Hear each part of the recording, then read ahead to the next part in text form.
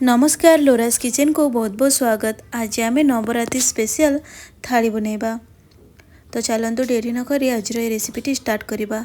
प्रथमे मुझे नहीं जाइए देखु 200 ग्राम काबुली बुट ओवरनाइट सोक करके रखीदे। एबे आपको आम प्रेसर कुकर रे देदेबा।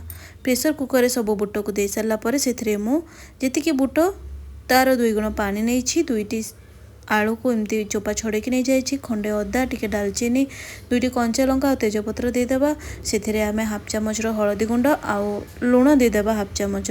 हाई फ्लेम रे 2टा और लो फ्लेम रे 2टा सीटी आसापी छाड़देबा। ये प्रेसर कुकर सीटी आसिक से ठंडा हो सारा। मु कवर खोलिक देखे दूची बुट आमर केतिकी सीझी। सब बुट तो एमती गोटा देखा कि से प्रॉपर्ली सीझी दरकार। एबे आमे से आलू को बाहर करके नहीं आसिबा। गोटे माटी पात्र रे मु प्रस्तुत करुछि जेहेतु प्रसाद पाई बनैबा। आउ से आमे तेल को ऐड करदेबा। तेल गरम होला परे हाफ चामच जीरा 1.5टी टमाटो देदेबा। आपन यदि प्रसाद रे न करछन्ती नॉर्मल भी खाइबा पई आको बनै परिबे। आउ टमाटो को दे साला परे आमे ताको टिके समय फ्राई करदेबा। तापर से आमे देबा हाफ चामच हलदी गुंड, अल्प टिके लुण जेतिकी हमरो ए मसला पाई दरकार। काश्मीरी रेड चिली मु एठी गोटे चामच रो नेछि। गोटे चामच देबा जीरा पाउडर आ 2 चामच देबा आमे धनिया पाउडर। ए सब को आमे ए सब सुखा मसला को एबे ऐड कर साला परे भलो भाबरे आको आमे मिक्स करनबा।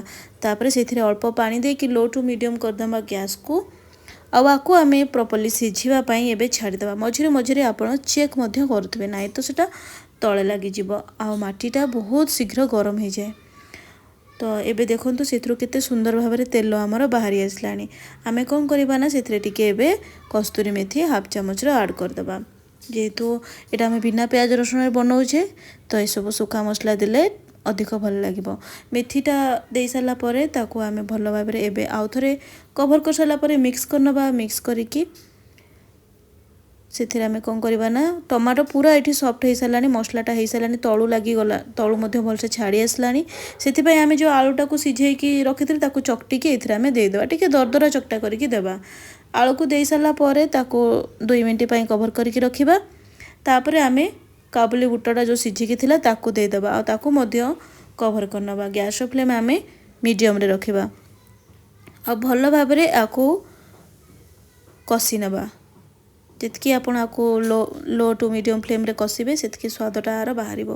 मझिरे मझिरे आपण चेक मध्य करुथबे। देखंतु एठी हमर पानीटा जो अछि ना से पूरा माने सोक हो सारानी। तो मु एथिरे आउ 1.5 ग्लास पानीटा को गरम कर नेथली। जो पानी रे आमे काबुली बुट को सिझेइथिले सेही पानीटा मध्य एटा अछि ताको मु फोपाड़नी कारण सेथिरे बहुत विटामिन थाए। सेथिरे आउ पानी टिके मिसेइकी मु आउ ताको गरम करिके एथिरे ऐड कर देली।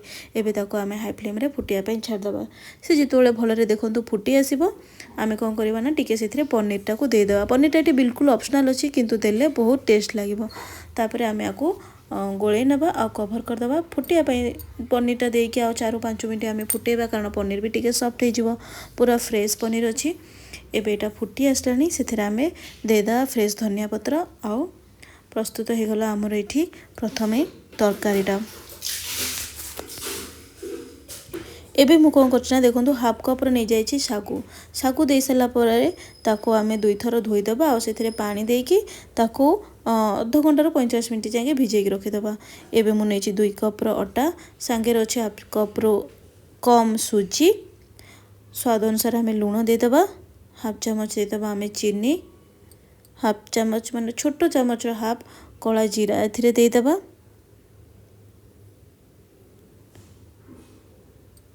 हाफ चामच आमे से रिफाइन तेल को ऐड करदेबा। ये सब जिनस को देकी भलो भाबरे ताको आमे मिक्स करनबा। केवल मिक्स करबा ताको आमे खास्ता करबानी। खास्ता कले पूरीटा फाटी जीवो। केवल आपण 1-2 मिनिट ताको भलरे मिक्स करनेबे।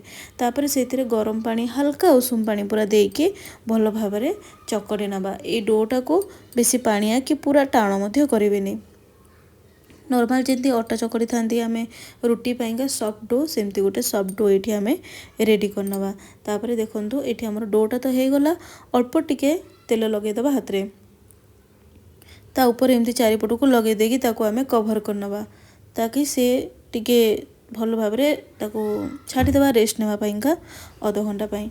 अधघंटा पर मुझे देखा ये आमर डोटा पूरा भल भाव में सेट हो जाए। आ 2 ରୁ 3 मिनट पर्यंत ताको आम चकटी ना ताकि से टे सफ्ट होपर ये छोट छोट गोला सब प्रस्तुत करवा।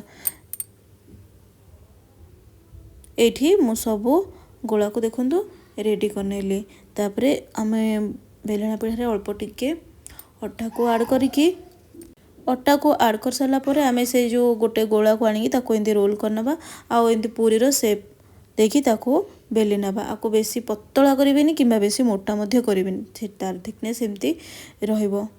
चाहिए मु टिके बड़ पूरी कर चाहिए टिके छोट पूरी मध्य प्रस्तुत करें। यहीपरी भाव में ही मु सब पूरी को बेलिकी ये रेडी करनी। जदि पतला हो ना तार पूरीटा पूरा पांपड़ परी हे आ बेसी मोटा हो गले सी भलसे तेल आम छाणी पारानी भल सीझबनी तेणु तार थिकनेसटा देखिकी रखिए।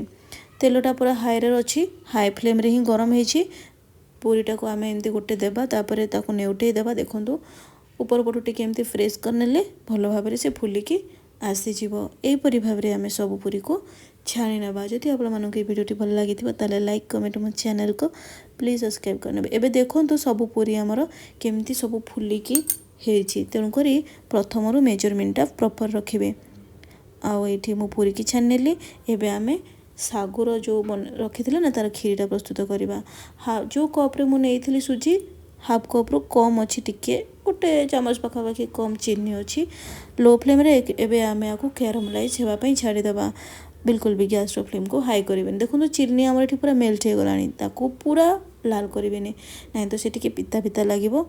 आउ ये कले कौन हम ना साबुदानार कलरटा पूरा बढ़िया आसो। एतिकी ही आपड़ कौन करेंगे ना से गोटे कप्र पानी को आड करदे। मुझे गैस फ्लेम को ऑफ कर देछि कहीं छिटका टिके लगिज बोली ऑफ कर देकी ही पानीटा मु आड करदेली। पानी देकी आपको आम भल भाव में मिक्स करनबा। तापर से मु हाफ कप्र साबुदाना नहीं गली 4 कप्र क्षीर। एटा मु सीझा क्षीर नहीं जोटा रूम टेम्परेचर थी आप कंचा क्षीर नहीं पारे। तापर से देदेबा ये टिके गरम हो गला पर गैस फ्लेम को ऑन करदेवे। ऑन कलापर से टिके गरम हो गरम है आम से 2 चामच मिल्क पाउडर मुझे अमूल्य नहीं आपड़ जेकोसी ब्रांडर आड करेंगे देदेबा। मिल्क पाउडर भी ये ऑप्शनल अच्छी किंतु तेल टिके क्रीमी क्रीमी लगे से गोटे फुटण आसगला भिजे रखि सागु को देदेबा। से सब पानी की आम काढ़ी नहीं आपको एवं आम भल चलई नवा। ये टिके फुटी आसलानी एबे गोटे पिंच पाखापाखि आम से लुण देदेबा ताकि मिठार जो बालांसटा ठीक आसो। प्रथम जो चीनी देछि केवल से आउ पछरे चीनी देवार दरकार नहीं। एबे देखंतु ये भल फुटी आसलानी आउ 7 ରୁ 8 मिनट पर ये तार थिकनेस भी हो गलानी मोटा हो गलानी। एतकी कंसिस्टेंसी आपण आपको रखिए ना तो ये बेसी बहलिया हो। तो ये आमर ये रेडी हो गला 3 प्रकार आइटम। आज इतनी सांग मैंने रोचे। नमस्कार। जय श्री जगन्नाथ।